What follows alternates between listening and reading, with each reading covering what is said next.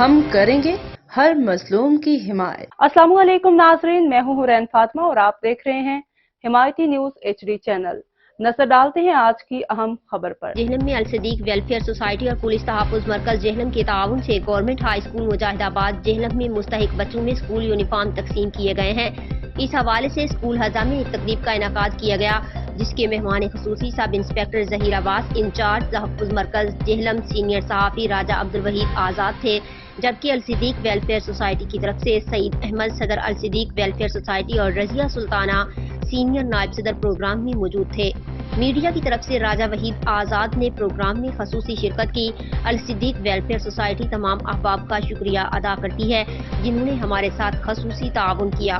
یاد رہے، الصدیق welfare society ضلع جہلم میں اسکولوں، کالجوں، پبلک مقامات پر واٹر کولر سمیت دیگر فلاحی کاموں میں بڑھ چڑھ کر حصہ لیتے ہیں۔ شہریوں سمیت سرکاری افسران سمیت سول سوسائٹی کے افراد نے الصدیق ویلفیئر سوسائٹی کے صدر سعید احمد اور ان کی پوری ٹیم کو خراج تحسین پیش کیا۔ مزید خبروں اور اپڈیٹ سے باخبر رہنے کے لیے دیکھتے رہیں حمایتی نیوز HD چینل۔